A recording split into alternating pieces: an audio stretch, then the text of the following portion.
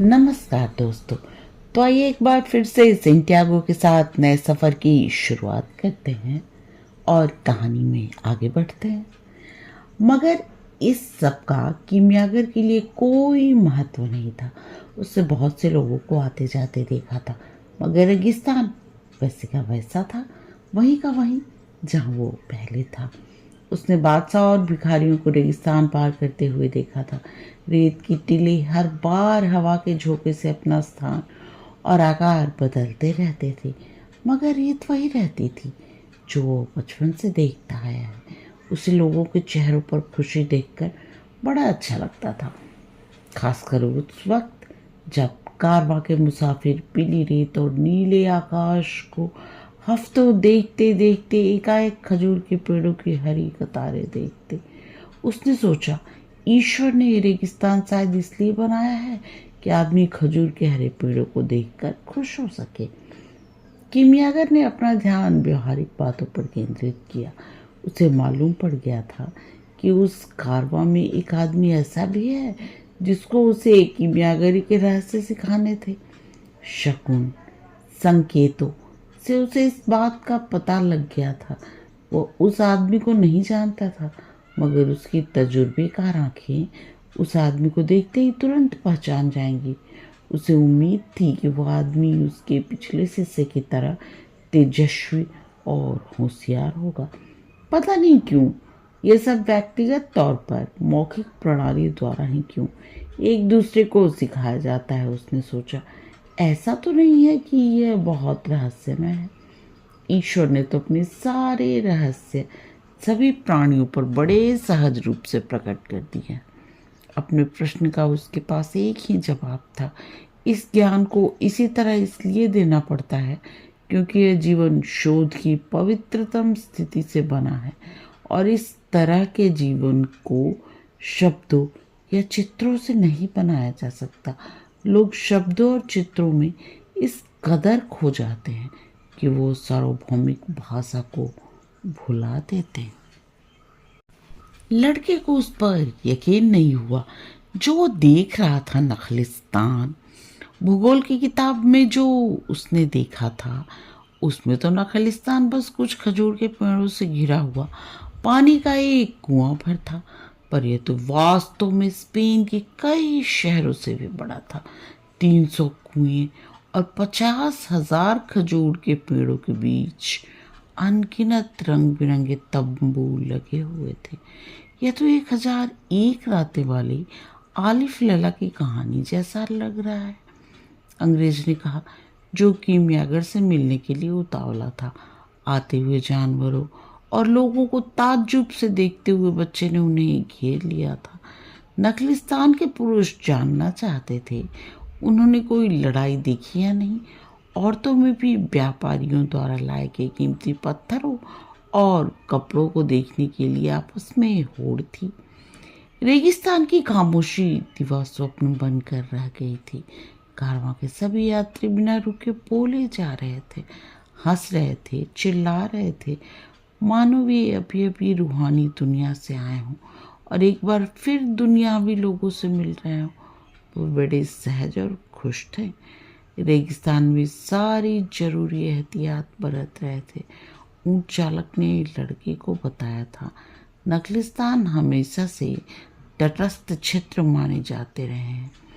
वहाँ रहने वाले में बहुतायत स्त्रियाँ और बच्चे ही होते हैं।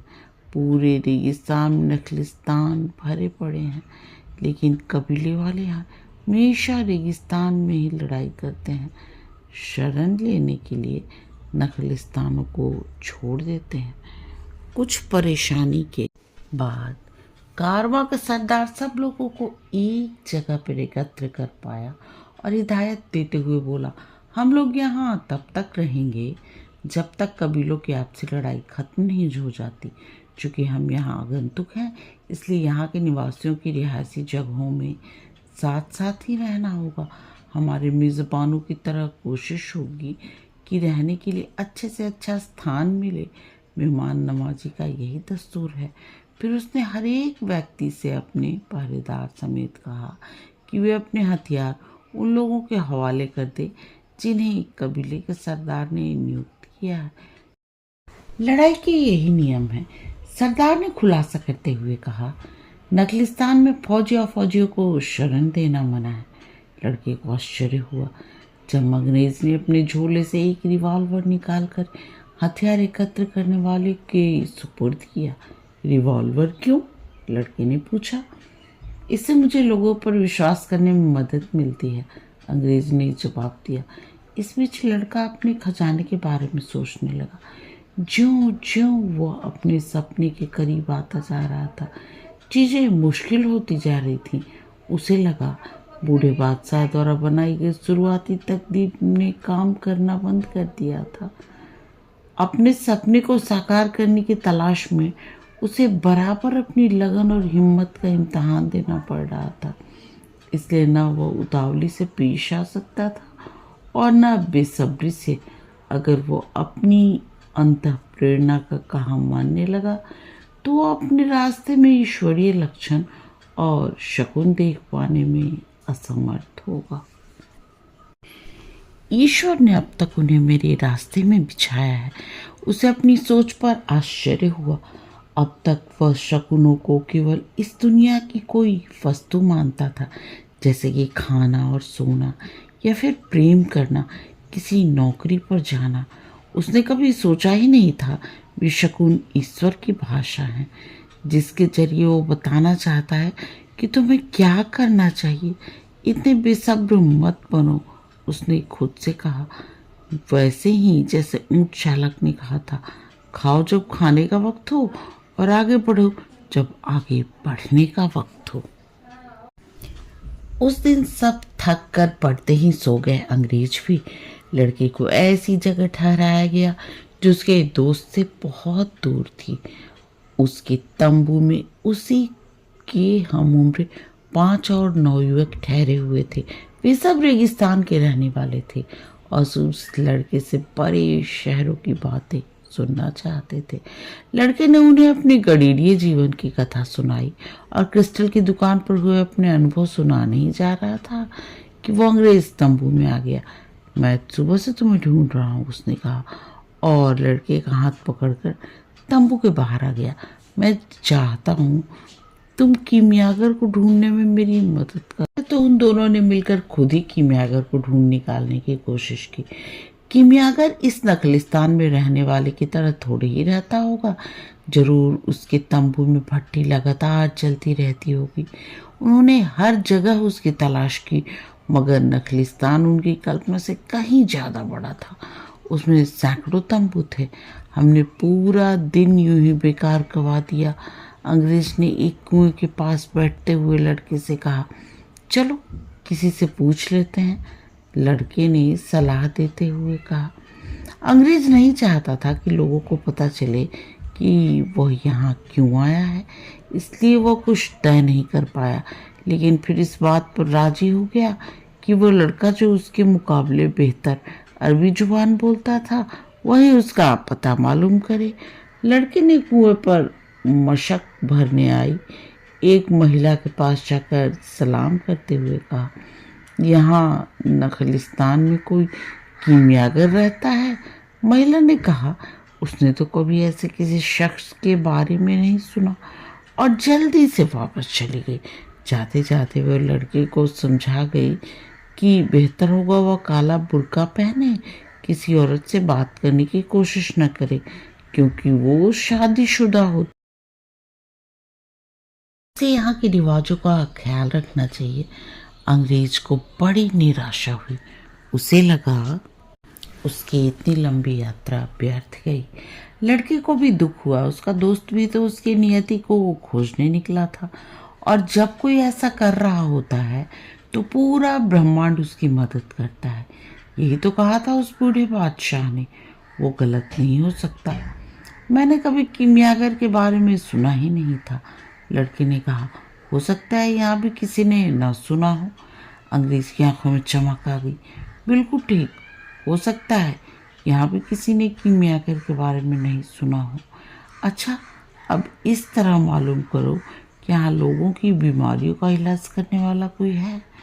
अंग्रेज के जोर देने पर लड़के ने किसी भी ऐसी औरत से बात नहीं की जो काला बुर्का पहनकर कुएं से पानी भरने आई थी। तभी वहाँ एक आदमी आया। लड़के ने उससे पूछा, क्या आप किसी ऐसे आदमी को जानते हैं जो बीमार लोगों का इलाज करता है? हमारे बीमारी तो अल्लाह दूर करता है। इन अजनबियों से आशंकित उस व्यक्ति ने जवाब दिया, क्या आप लोग भूत प्रेत के डॉक्टर या ओझा की तलाश में तो नहीं हैं? ये कहने के बाद उसने कुरान की कुछ आयतें पढ़ी और वहाँ से चलता बना। थोड़ी देर में एक और आदमी आया।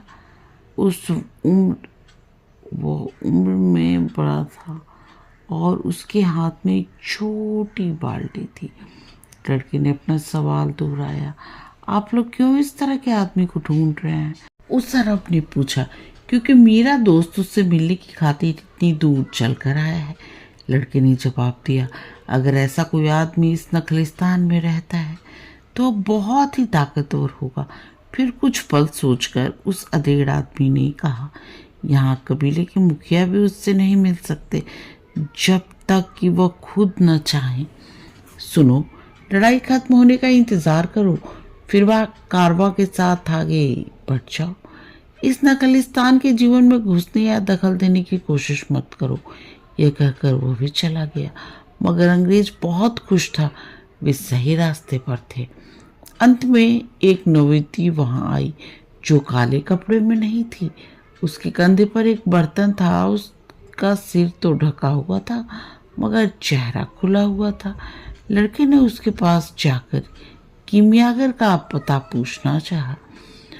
उस क्षण उसे लगा कि वक्त ठहर गया है और उसकी अंतरात्मा उससे कुछ कह रही है।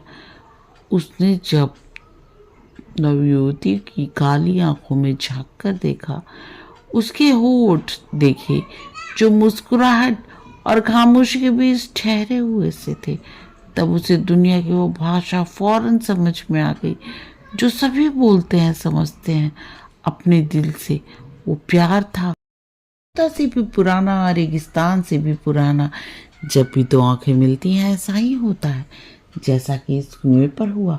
वो मुस्कुरा दी। वो निश्चय ही एक शुभ शकुन था जिसका वो बिना जाने ही सारी जिंदगी इंतजार करता आया था, जिसे वो ढूंढ रहा था अपनी भीड़ों में, किताबों में, क्रिस्टलों में और रेगिस्तान की खामोशी में।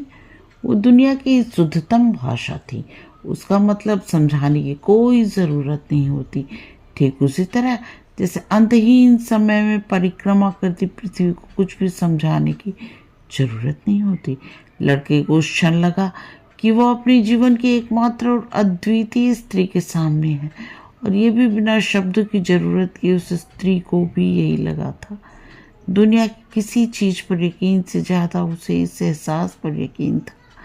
उसकी माता पिता, दादा दादी ने उसे बताया था, प्रेम तो जरूर करना चाहिए, लेकिन वचन देने से पहले दूसरे को समझ लेना बहुत जरूरी है। जो ऐसा सोचते हैं उन्होंने कभी सार्वभौम भाषा नहीं सीखी। जो इस भाषा को जानते हैं उन्हें मालूम है दुनिया में कोई है जो उसका इंतज़ार कर रहा है। वो फिर चाहे रेगिस्तान के बीचों बीच हो या किसी बड़े शहर में। जब कभी दो ऐसे व्यक्ति मिलते हैं, उनकी नज़रें मिलती हैं, तो अतीत और भविष्य बेमानी हो जाते हैं। तब रह जाता है केवल क्षण और इत्मीनान। एक इतना गहरा यकीन कि दुनिया में जो कुछ भी है सब कुछ उसी एक के हाथों पहले से लिखा हुआ है। वही हाथ प्यार पैदा करता है और दुनिया में हर एक के लिए जुड़वा आत्मा। ऐसे प्यार के बिना किसी के सपने का कोई अर्थ नहीं है। मकतूब, लड़के ने सोचा। अंग्रेज ने लड़के को झकझोरते हुए कहा, कहाँ खो गए, पूछो ना। लड़का उस युवती के पास थोड़ा सा और पास आ गया, और जब वह मुस्कुराई तो वो भी मुस्कुरा दिया। क्या नाम है तुम्हारा? लड़के ने पूछा।